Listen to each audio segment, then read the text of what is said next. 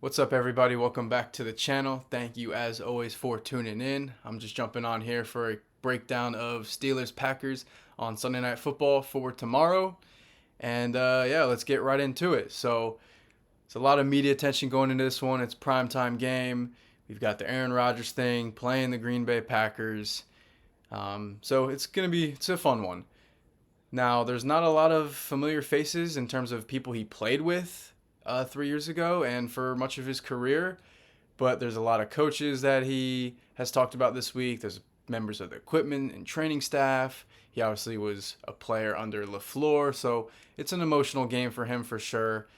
He mentioned that it'd be cooler if he was playing at Lambeau. It would have added a different element, but nevertheless, it's a cool matchup in terms of just what the media cares for, I guess. But we like football on this channel, and so in terms of what the weather is going to be for kickoff, we've got mid to low 40s, bit chilly. Not expected to have any rain, so that's good.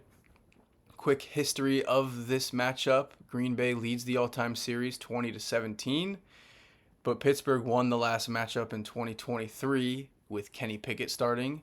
Jordan Love also was starting on the other side. The final score was 23-19 in a November 12th game, 2023. I did a quick recap of it just to get a feel of what exactly happened, a quick refresher. And there was 31 carries for Najee and Jalen Warren in that game, combining for 180 plus rushing yards. And Jordan Love threw two late interceptions in that one, which kind of sealed the deal for Pittsburgh. But yeah, for this matchup, we've got different squads coming into it. Of course, it's 2 years later. Starting with the Steelers injury report, Calvin Austin is going to be good to go after a full week of practice for him. He hasn't played since that Minnesota game in Ireland, so it'll be good to have him back, especially because Scotty Miller will be out tomorrow with a finger injury. Not exactly sure where Scotty Miller hurt his finger. Could have been in the game against Cincinnati or in practice this week. But yeah, he will be out. For the rest of the Steelers, they've got a couple of players who are questionable. Zach Frazier, who got hurt on the second drive against the Bengals. He's been dealing with a calf injury since then. He was limited in practice this week, and so he talked to the media about his availability, and he says he expects to play. He was able to play through the rest of that game last week, and so not really expecting to miss him. Will Howard returned to practice this week after having an injured right hand. He said he's fully healthy now, and so it's just good to have him back getting reps, playing with the scout team, and so it'll be good for him to get any amount of game time or action that he can see. And then lastly, Malik Harrison is expected to make his debut this year tomorrow. He's been dealing with a knee injury, and with the way the Steelers' run defense has been going, I expect him to get some burn, get some run defensive snaps, and we'll see how that goes. Maybe he can plug in and fill some gaps because clearly some guys have not been able to do that in different spots this year. So that's a plus for this front seven. Now looking at Green Bay's injury report, it's a bit more lengthy. We've got Devontae Wyatt, a defensive lineman for them with a knee injury. Christian Watson, also with a knee injury. Their kicker, Brandon McManus, who's also been dealing with a quad injury. Matthew Golden with a hip. Defensive lineman Warren Brinson, one of their sixth-round rookies out of Georgia this year. All of those guys are questionable for tomorrow. For their kicker, they have Lucas Harvrissick. I don't even know if I'm saying that correctly, but he's played the last two games for them in McManus's place, and so he's made 4 field goals total. If McManus is unable to go, they have ruled out Lucas Van Ness, another defensive lineman, and Dontavian Wicks with a calf injury. Neither of those guys practiced this week, so there's a chance with Lucas Van Ness. We'll see if Devontae Wyatt is good to go. There's a chance that they're going to be missing a couple of pieces on their defensive line. Those are more of depth pieces, but could be vital losses for them. There's also no Wicks, and then with Golden and Watson also questionable, they could be down a couple of receivers. That could be something, but they've got a good room, a good group there, so it shouldn't be that big of an issue. And starting with the Packers offense, we'll talk about why they're dangerous, what they're good at, etc. I think it starts with Matt LaFleur. He is a just great offensive mind, extremely creative yet balanced attack. He doesn't get too pass happy. He doesn't particularly pound the rock more than a lot of other teams, but when watching them, it just feels super balanced. They've got a really young and dynamic receiving core. I really like Jaden Reed and Matthew Golden a lot. Both of those guys are super explosive. Reed is kind of a great with screens, great after the catch, really can do it all. He's got a lot of speed. And then Golden, the rookie out of Texas, I think he's going to end up being their dominant X receiver, at least at some point in his career. At least he's got that kind of potential, I'd say. He's great at the catch point, good route runner. He's really explosive, and so he's kind of a difference maker. And over the last few weeks, he's starting to get utilized more. He's third on the team in yards behind Tucker Kraft and Dobbs. Tucker Kraft has the most yards on the team, and he's second in catches. So one of the things Jordan Love does is he spreads the ball out a lot. A lot of guys are going to touch the ball. Obviously, Tucker Kraft is a weapon. He's really dynamic. He's a matchup nightmare. They've also got Christian Watson, who's a bigger body receiver. They've got Romeo Dobbs, who's more of a route runner, possession style receiver. So they've got a lot of different guys who have different roles and different skill sets. And so it's a cool group, in my opinion. Then they've got a top 10 running back, an elite running back with Josh Jacobs. He's got 414 yards, averaging just 3.7 yards per carry, so not the best from him, but he's got 8 touchdowns. He's a downhill, just elite runner. He can even catch some passes. He usually catches a couple a game on some checkdowns, and he's good at breaking tackles, so that's something to watch out for.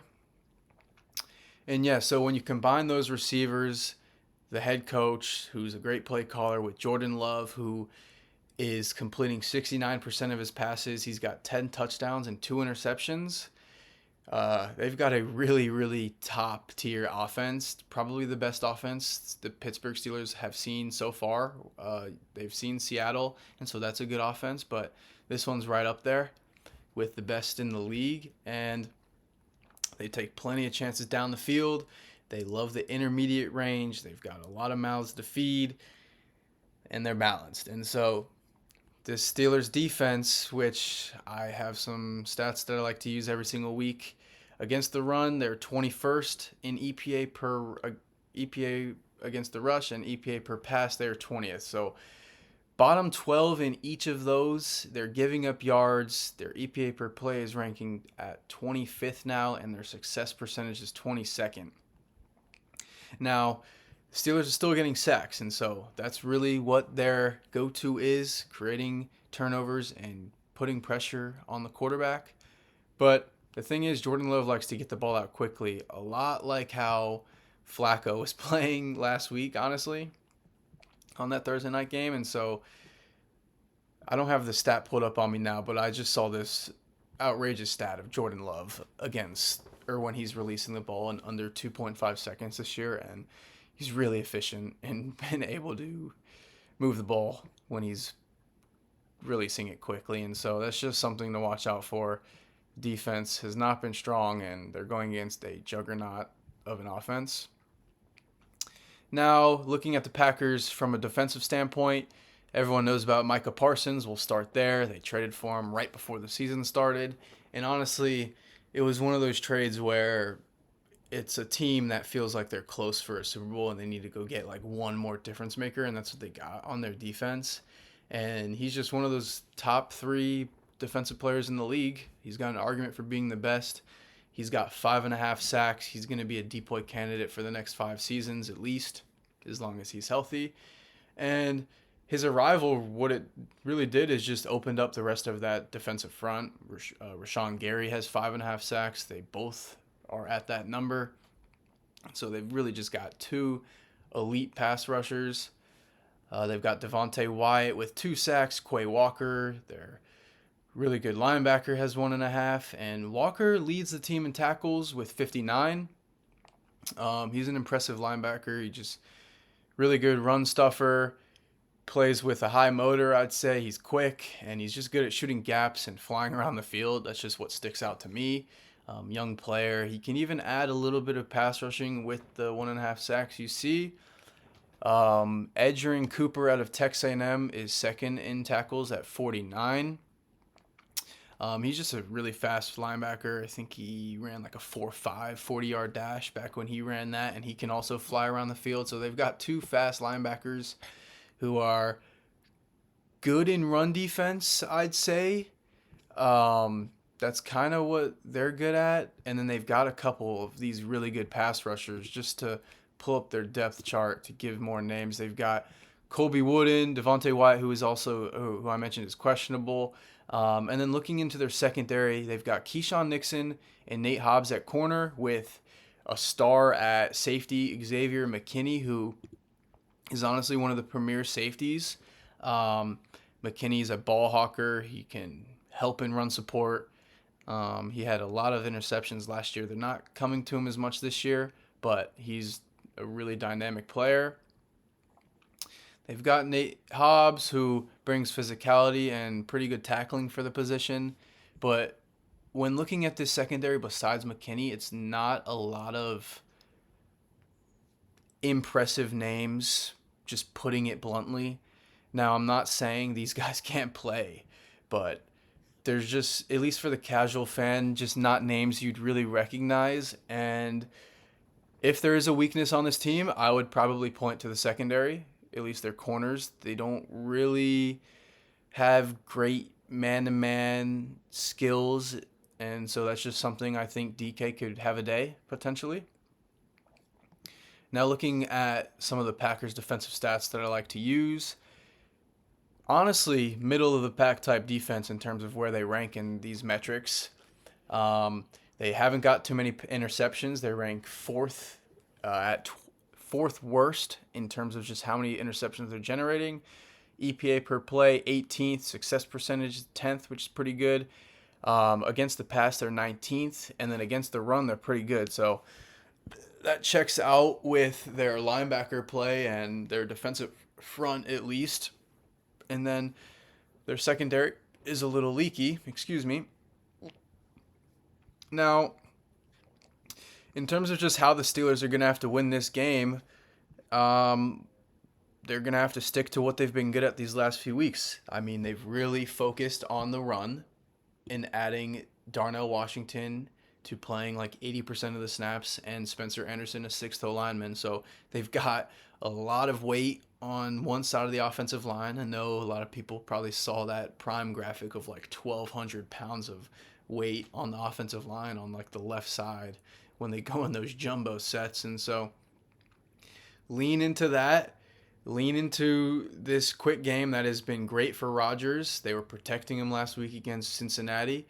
It's going to be a much different task this week. They didn't even have Trey Hendrickson last week, and so without Hendrickson, the Bengals front might be the worst in the NFL, and so this is a different matchup, clearly.